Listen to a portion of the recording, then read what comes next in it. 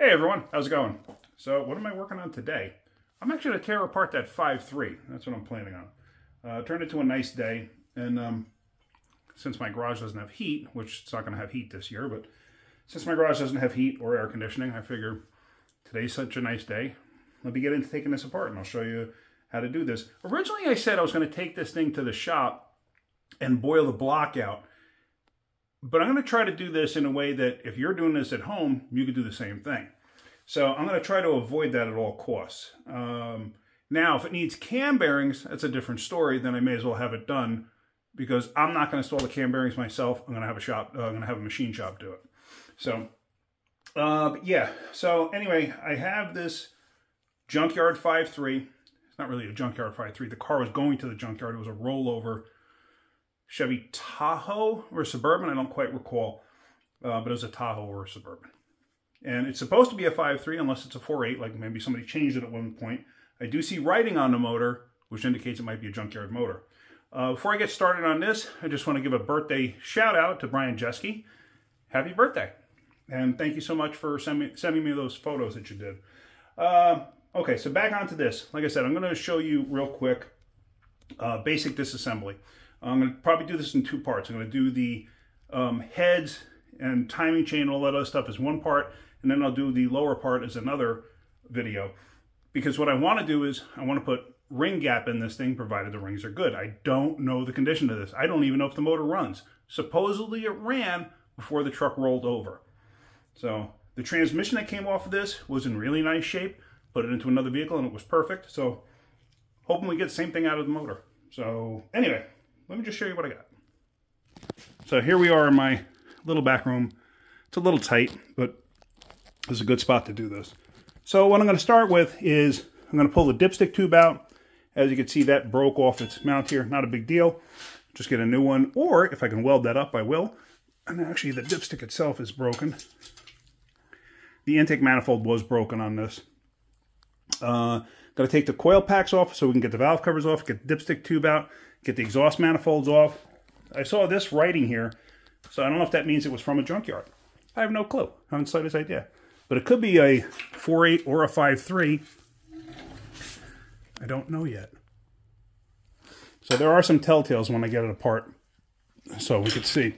But first and foremost, let me start with taking some of this stuff apart, and we'll go from there. Let's see. I am not a computer literate person one bit. Okay? Just figure I'd throw that out there. So I know you see some of the videos where they kind of go fast motion on taking stuff apart and whatnot so you can see it real quick. And I have the slightest idea how to do that. I'm lucky I can edit a video together. So just letting you know. So what I'm going to try to do is I'm going to make separate clips of me taking this stuff apart. If I can figure out how to do that, then I will incorporate it in the video. If I can't figure out how to do that, then you won't see it. I just figured out last night, finally, after 2 years of doing this channel, I just figured out last night how to tag one of my own videos, you know, up in the corner here or whatever. I just finally figured out how to do that. So, like I said, I'm not that computer literate. Anyway, all right, let me go get my tripod and let's start doing this. All right, so first off, we're going to start off with coil packs. To me, that's the easiest.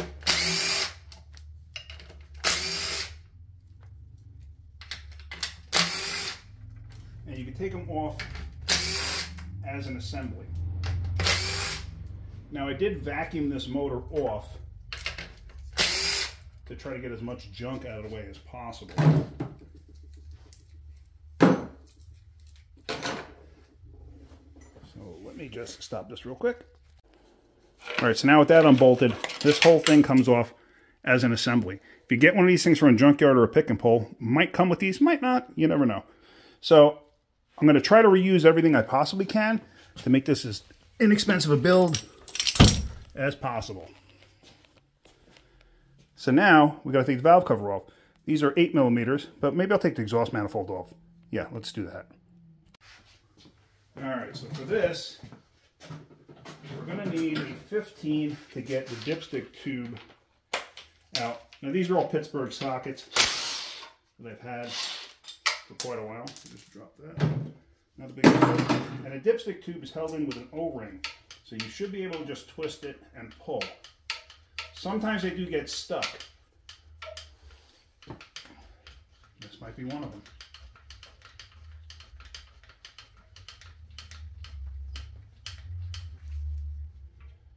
And does not appear to be budging. So we are going to leave it in place for right now. And it looks like I might actually have oil in this motor still. Oil, and it looks like there might be some water in there. Alright.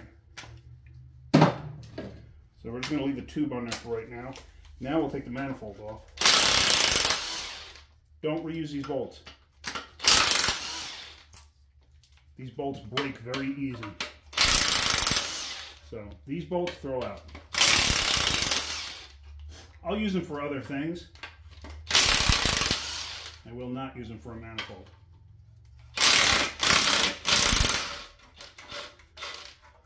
Although with any luck this thing will have a set of headers on it when it all goes together. Not quite sure what you're seeing there.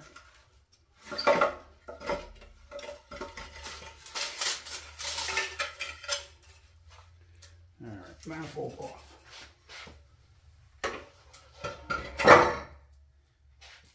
Now I do hold on to all the hardware till the very end. I never throw anything out until the very end. So now we can get rid of the valve cover that's in the way. Now this dipstick tube, like I said, it should pull out because it's turning, but sometimes it doesn't. Let me show you if you can see it.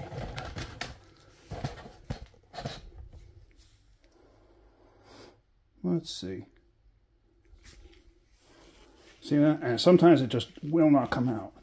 So sometimes what you got to do is you got to put some heat, like with a torch, right down there. And what it'll do is it'll burn the O-ring a bit to help you get it out. And this bugger is just not cooperating. There it goes. Just started moving.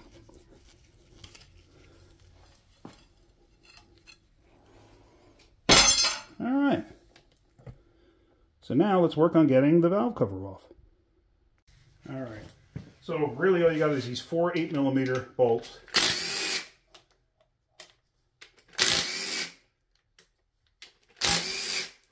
They have a captured sleeve for when you're tightening them up so you don't over tighten them. I don't know if you could see that in the video. But see that piece there? That's a captured sleeve. And that allows you to not over tighten them. Of course, I'm sure somebody out there will over tighten them, but it allows you not to. This way you can tighten it down. Don't really have, well, you do need to worry about torque, but you don't have to go bananas worrying about torque. And this should pop off. And oh yes, this is a sludge monster. Yep. This one's nasty. So, this is probably going to be a little more involved than I originally thought. So, see that in there? Let me back up. Shine a little light on the subject. Can't even see the head bolts down there because of the sludge buildup. So, this is probably going to need bearings too. So, this is pretty grody. But you never know. Let's get it all apart and let's see what it does. Now one thing is you're going to unbolt these rocker arms. Some of them are probably pushed down slightly. I mean, they're not. It's weird because normally I would see like a lot of sludge build up on a rocker arm, but I don't only see it down there. It's just, that's lack of maintenance. Yeah, this is not strong enough. All right, let me get a 3/8 to break it free. Also, I want to pull out the spark plug. I'll explain why in a second. Actually, you know what? No. Let me pull the spark plugs out first, and then I'll explain it. Okay, what I did was I pulled all the spark plugs out, and the reason I did that, both sides, I wanted to turn this thing over by hand, just so you could see the rocker arms. And you see how they articulate up and down? And I'm looking at each and every one on this side. And every one is turning. You have intake, then exhaust. And the reason for taking the spark plugs out is I'm not fighting compression. So that's all. That's what I wanted to show you. Okay. So that's about it. Yeah, let me crack these rocker arms free by hand first, and then we'll zap them off with the gun. And what you want to do is you want to keep them in order, and I'll explain that in a second. All right, let me crack these free.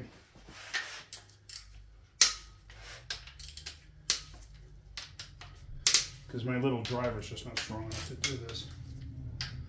Now these are actually excellent rocker arms, and they actually make what they call a trunnion kit, because they're roller trunnion rockers. You know, they have rollers in the center here. The tip is not a roller, but these are very strong, and what you can actually do is they make an upgrade kit for the center here, and I'm probably going to do that, because like I said, they are actually very good rocker arms. So.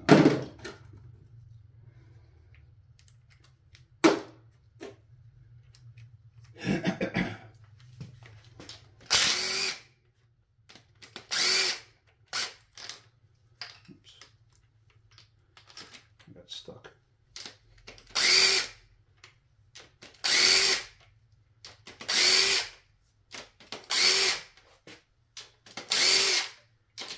Now one thing you'll notice that I did too is I tried to ensure that all of the rockers were pretty much kind of level. You're never going to get them all perfectly level. There's going to be one valve or two that's going to be trying to open slightly. I tried to kind of get them in order where they wouldn't do that. Because if you have the valve all the way open, then as you're loosening the bolt, what will happen is you can actually put too much stress on the bolt itself, and you could ruin the end of the threads. You can ruin it in the bolt or on the head. So basically, I just take them all off as an assembly. And I'm going to put this down.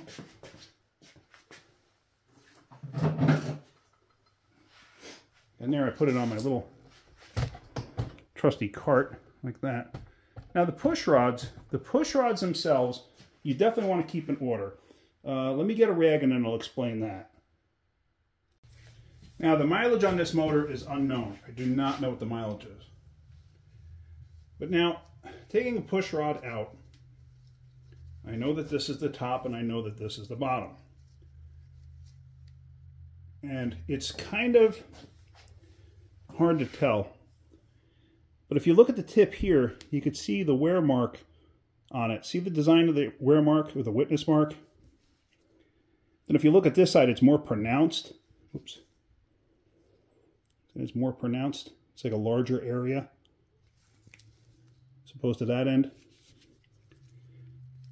That tells me that this end is the end that went down in the lifter, because this end has to articulate with the rocker as it's moving.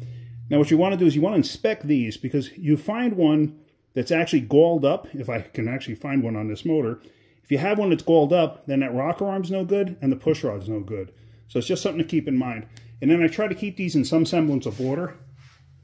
So I will lay them down in the order I took them out. So let me get these all out and then I'll show you what I'm talking about. Okay, so I have the rocker arms and push rod just laid down kind of in an order there, so I can clean them up later.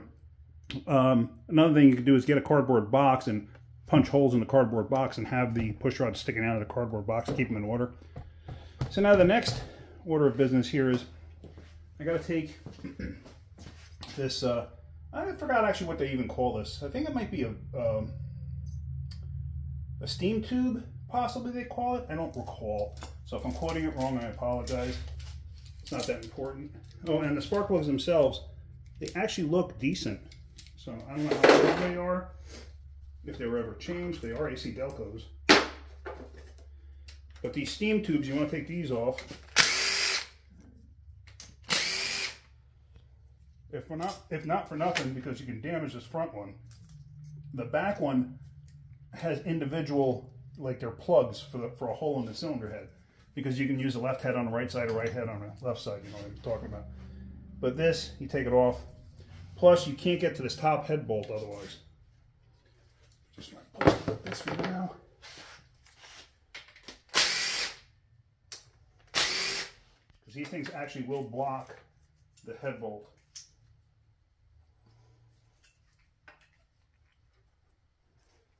So see, that's what the back ones look like.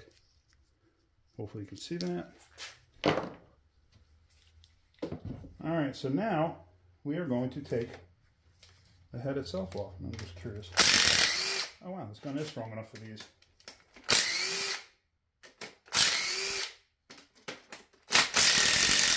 These top head bolts are not as critical as the other head bolts. Oh, that one wasn't even tight. These top head bolts are more for keeping coolant leaking. That's really kind of it. It's not like a whole heck of a lot to it. These other head bolts are the important ones. The other head bolts are there to seal the compression into the head, or into the chamber. You have head bolt here, head bolt there. See that? So let's get those free. I doubt my gun's going to crack them free by itself, but you never know. I have seen it sometimes. Now, when you're taking head bolts out, let's say you don't know the sequence. There is a sequence to removing them. I don't know the sequence. So now what? Start from the outside and work your way into the center. So like here, outside. Outside. That's messy. That's really messy. Outside.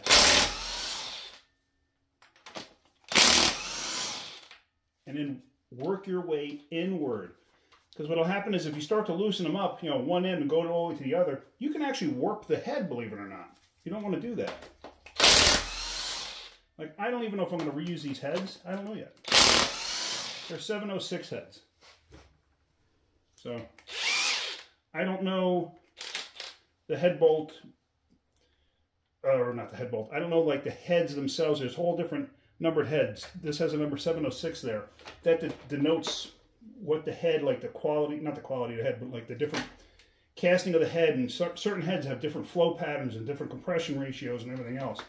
So, I got to see how good these heads actually are.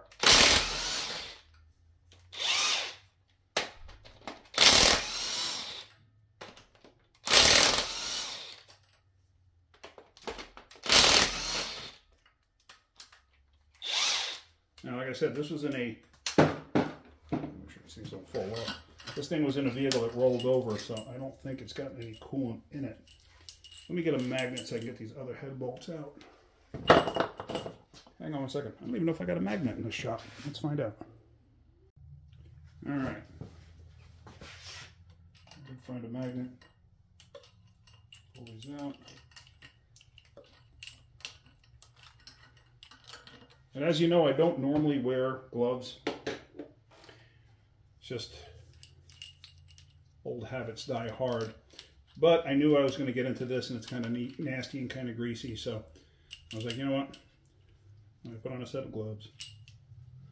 Just try to be a little on the clean side. Now those head bolts are not going to get reused, but I just stick them to the side anyway. Like I said, I don't throw anything out until the very end. So let's see if this head just pops off. All right. Came right off.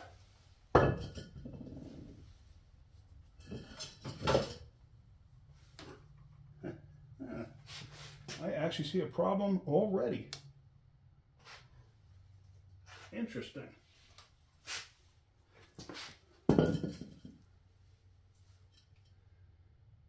Very, very interesting. Look at that, there's something there. Okay, what am I talking about? Hold on, let me show you. Let me get my bitch mittens off. Pardon the French. This must have just happened with me rotating the motor over. That's something jammed inside the valve there. So, what that is, I don't know. I haven't the slightest idea what that is. Looks like almost like a screwdriver. I don't know. Obviously the motor wasn't running with that, because there would have been damage to that cylinder, and there isn't. Alright, let's get some of the rest of this thing disassembled and cleaned up. This thing has oil in it, I believe, or some kind of oil in it, but like I said, it was a rollover, I don't know, but when I pulled the dipstick out, it had some gook on it. I'm going to get a drain pan underneath this and see if I can't drain some oil out. Now, actually, before I do anything, sorry about that, before I do anything, I'm going to get the other head off. I'm not going to walk you through that because I just walked you through this. The other side is exactly the same operation. So let me do that. Let me get the other head off, and then we'll go on to the next thing. Okay, I went to go drain the oil. There is no oil in it, so I wasn't sure. I guess it was just whatever residual stuck on the stick itself. Now, there's bolts that hold these lifter retainers in place. Little 10mm headed bolts. I always took the other side out. And then I think they call them cartridges or cassettes. Basically, you pull them out like this, and it's what the lifters sit in. Basically, it centers the lifters. The old school roller lifters used to have like these bars or these centering tracks that would hold everything together. This uses those plastic retainers. They're they work very well. But here's the lifter right here. And as you can see, this is a standard lifter. This is not a DOD motor. But the lifter inserts in like that, and it holds it centered. It doesn't allow it to turn. You can't install it like this or this. It just inserts only one way. So it retains it that way inside there. You replace these anytime you do any kind of work like this, because these get brittle over time. So I'm going to do that, get all the lifters out, going to inspect them. Like this one itself, this looks fine. And I did find more paint markings on the valve cover for this side of the motor, so that tells me that this was definitely a junkyard motor. I'm not concerned about the orientation of the lifters because the cam and lifters are going to get replaced anyway. Let's see. The next step is, oh yeah, the knock sensors are underneath these booties. Lift these booties up, and the knock sensors are down inside. And you squeeze them on the sides. There, see that tab there? There's one on that side.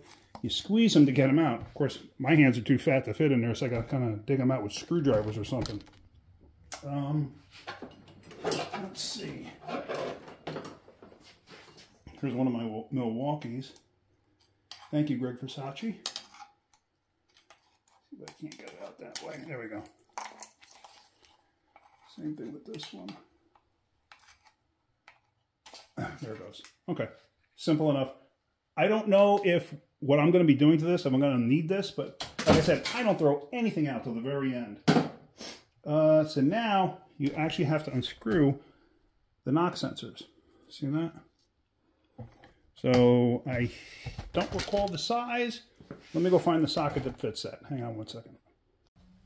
All right, so it's a 22mm. And as you can see, up to this point, I've been using pretty much nothing but Craftsman Harbor Freight tools. Craftsman or Harbor Freight tools, other than the DeWalt guns. This set of DeWalt guns, I got a drill and then this gun. I actually won it at a raffle. I was very surprised that I won it. There were several years ago at a Napa store.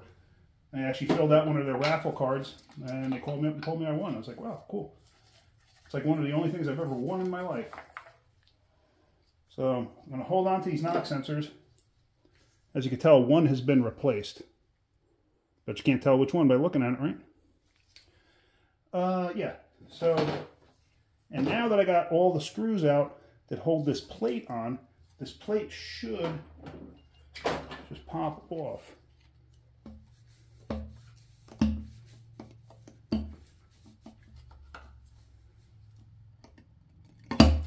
You don't want to go bananas with a screwdriver either, because you can snap a screwdriver and hurt yourself.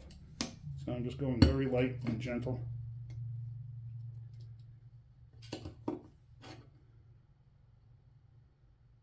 Because also on the inside where the knock sensors are, there are seals at the bottom. And as I try to pry up, see it? So you're fighting against that also.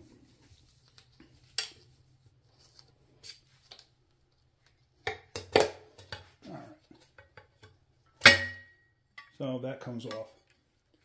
And it's pretty grody on the inside.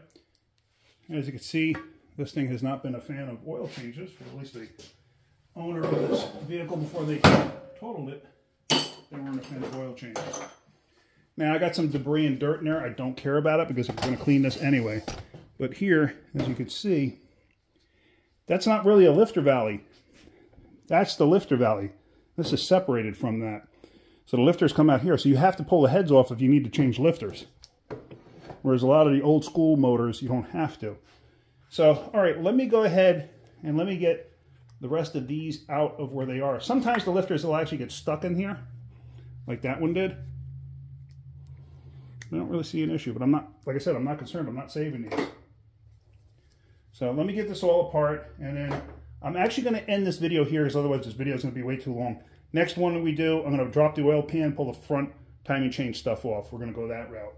All right, hang on one second. Let me just finish getting this all apart in case I come across anything interesting. Okay, so all the lifters are out. I don't see anything abnormal with the lifters. Everything's fine. If you look, you see those scratch marks? That's called crosshatch. The crosshatch pattern is pretty dang good. So the fact that you can actually see it and everything else, and there's no lip where the piston rings stop, I'm thinking this thing's going to be in pretty good shape, other than all the all the grime and dirt and everything else that's in it. So I'm going to have to, well, I'm going to have to get the cam out just to verify exactly what's going on. Like I said, I had no oil or anything in it. So, but I'm pretty sure I drained it. I usually drain oil whenever I'm pulling a motor out, and I pulled this out of that truck. So, yeah. So I'm going to make a separate video, because otherwise it's just going to get way too long. Separate video on pulling a harmonic balancer, the pan, and the camshaft, so we can look at that. And like I said, the rockers, push rod, lifters, there you go. That's the word I was looking for. Lifters and that all look perfect, so I'm not concerned with that. But then again, not reusing any of it, so it doesn't really matter. All right, so yeah, that's pretty much it. Yeah, so hopefully you're getting something out of my videos. If you are, hit that like button. If you could, please subscribe. All right, guys, have a great day. Keep wrenching.